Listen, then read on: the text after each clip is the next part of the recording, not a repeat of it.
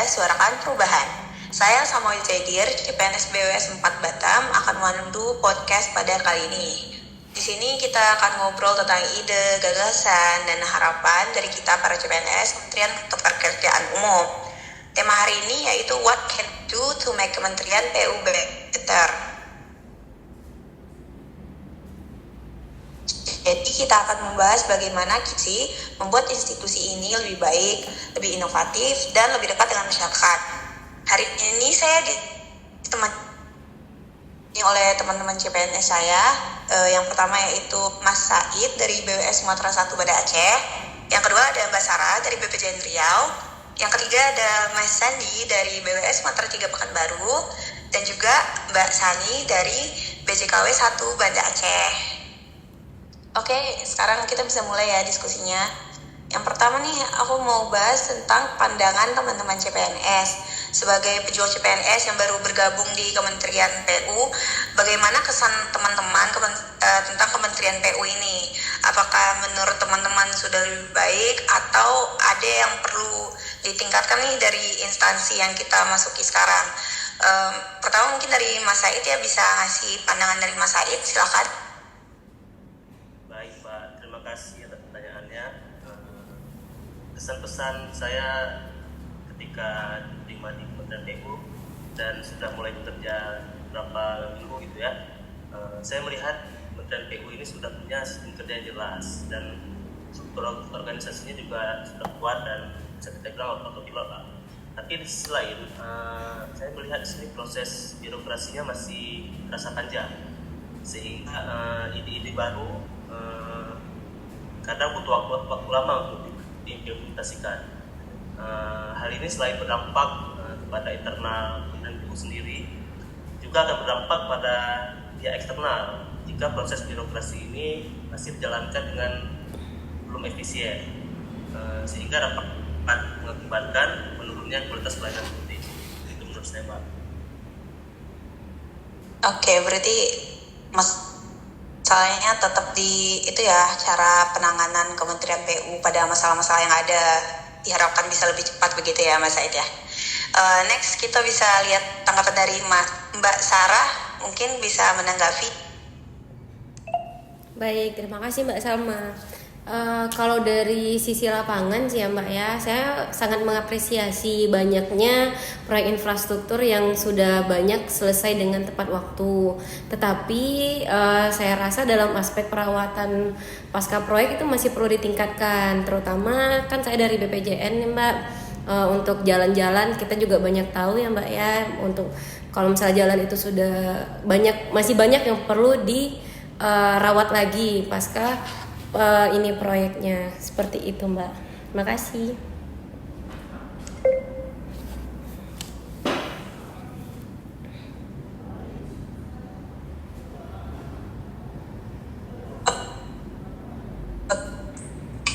Oke, ya mungkin dari yang saya tangkap itu masih mirip ya sama tanggapan dari Mas Said. Ucap nih cepat Sarah sendiri, kan Mas Hendy?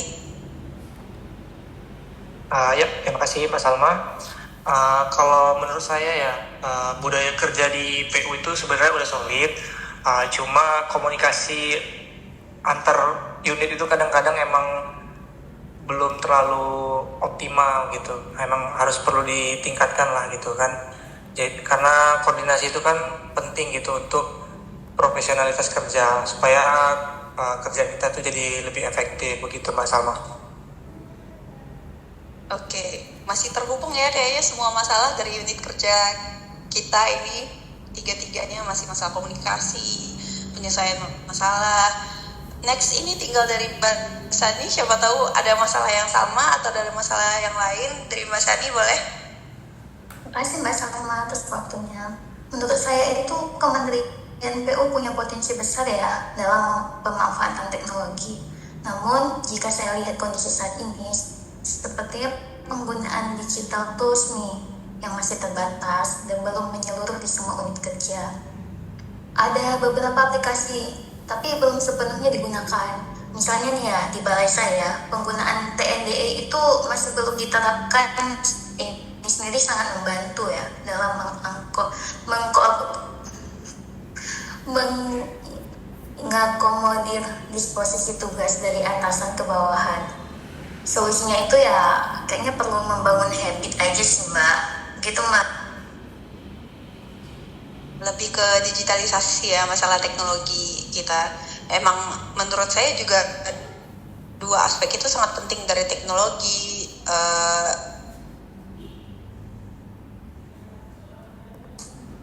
Komunikasi itu Triad PU ini menarik banget pembahasan yang pertama ini. Jadi kan Kementerian PU selanjutnya. Oke, lanjut nih, kalau kita bicara lebih jauh lagi, menurut teman-teman CPNS nih, apa aja sih tantangan terbesar yang teman-teman rasakan selama bekerja di Kementerian PU? Bisa di... Baik Mbak, terima kasih.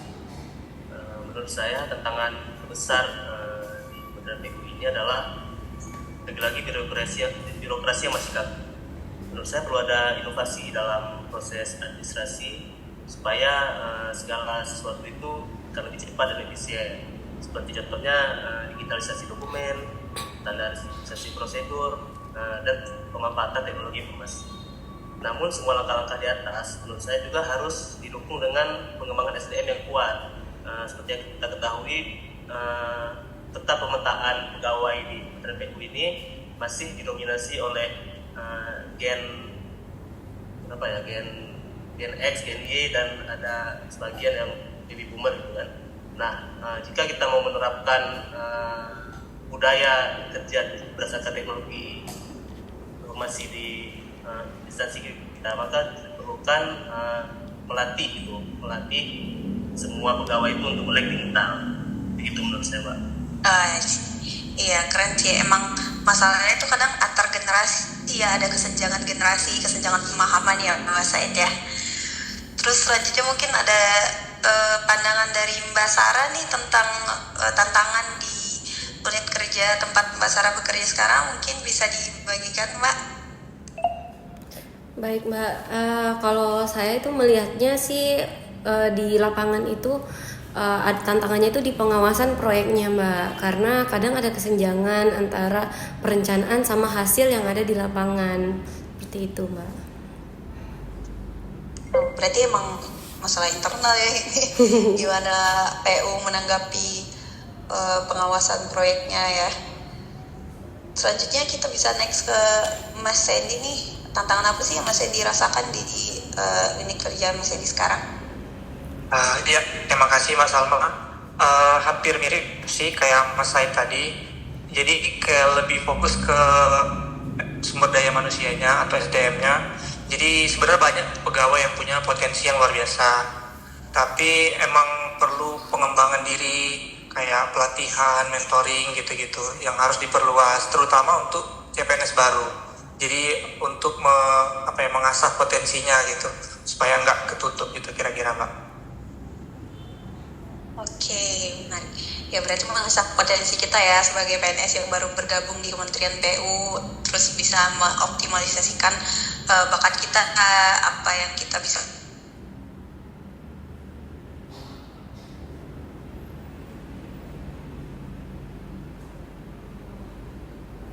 Sani di unit kerja yang sekarang, Mbak? Tantangan ya Mbak. Kayaknya integrasi data deh Mbak. Misalnya itu kayak kualitas dan validitas data enggak real time biasanya. Jadi kayak ada keterlambatan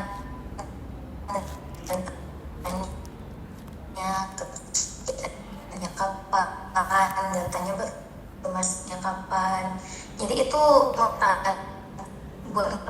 kurangnya literasi digital, kemampuan data manajemen. Harusnya tuh kan nggak cuma di pusat sama bagian IT aja ya, tapi di balai-balai juga.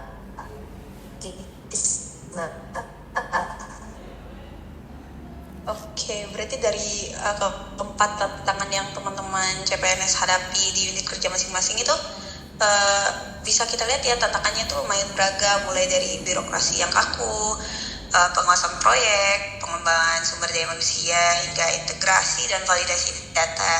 Semua poin ini kalau yang dari aku lihat memang saling terkait tuh satu sama lain. Jadi ini menunjukkan bahwa perbaikan itu harus dilakukan dari berbagai sisi, karena itu merupakan satu kesatuan yang sangat kompleks ya. Tapi ini bisa jadi peluang untuk kita CPNS yang baru masuk ke Kementerian PUPR untuk berinovasi bersama-sama. Sekarang nih kita next bahas, kalau udah ada tantangan pasti ada solusi kan.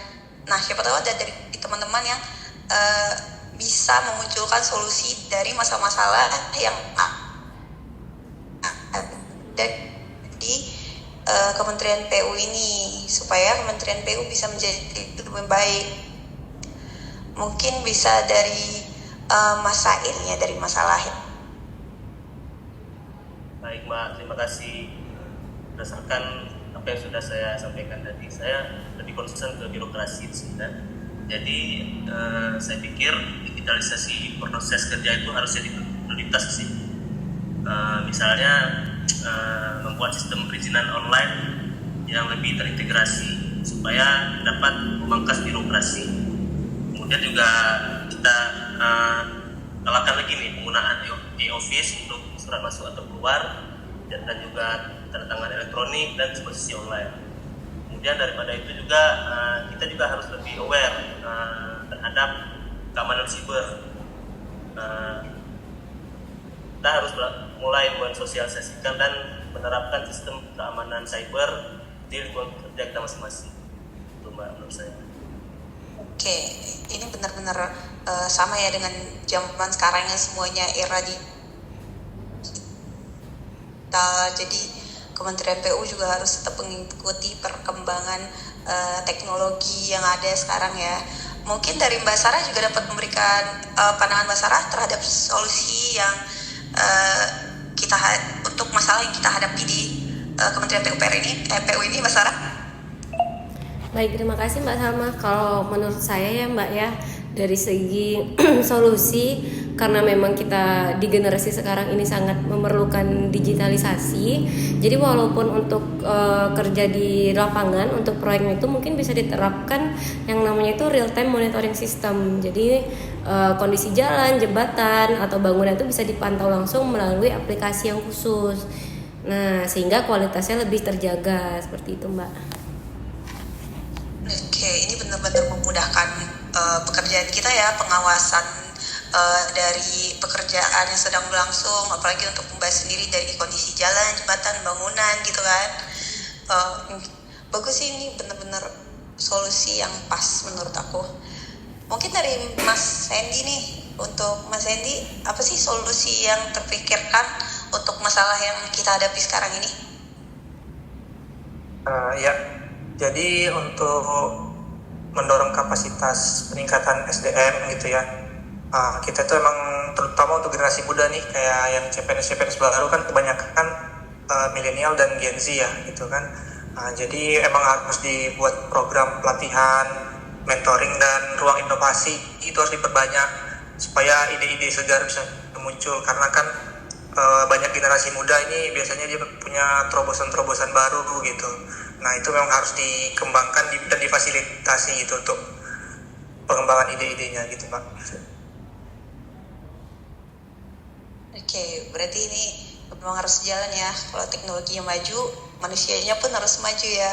Jadi butuh pengembangan sumber daya manusia di lingkungan Kementerian PU. Mbak Sani, selanjutnya nih, menurut Mbak apa sih solusi yang bisa dilakukan untuk masalah yang dihadapi?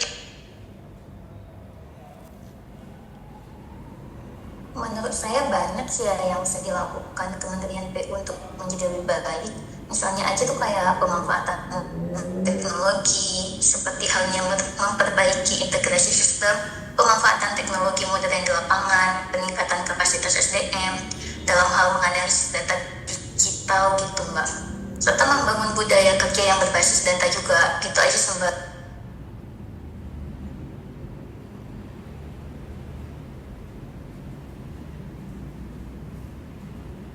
Oke, thank you Mbak Sani. Ya, aku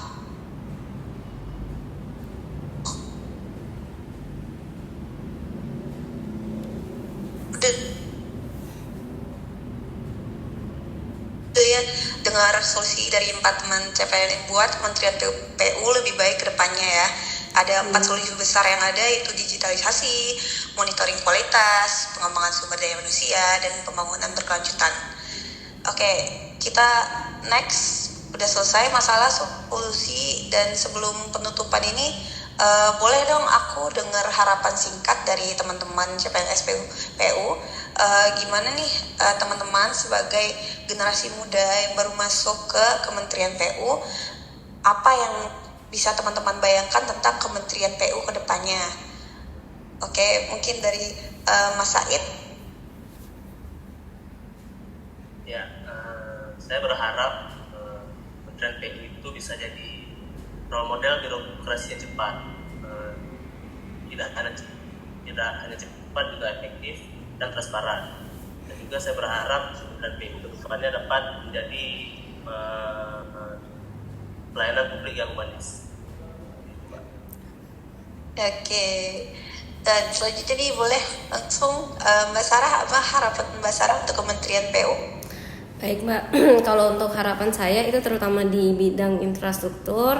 Jadi semoga di infrastruktur Indonesia itu tidak hanya besar tetapi juga berkualitas dan juga tahan lama, Mbak.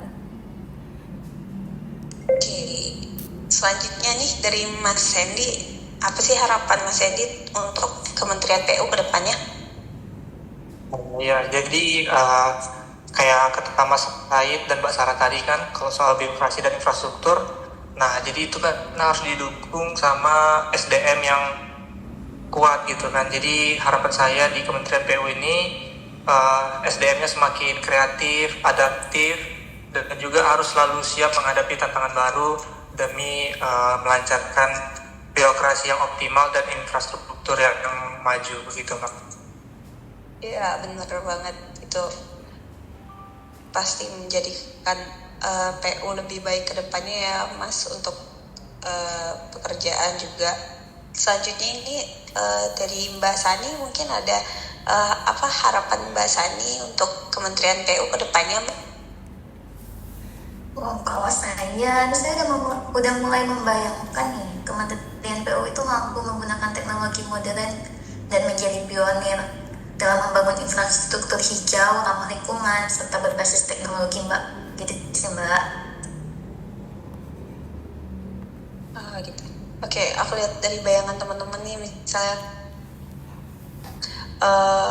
kita rangkum beberapa kayak birokrasi yang cepat, efektif, transparan, lalu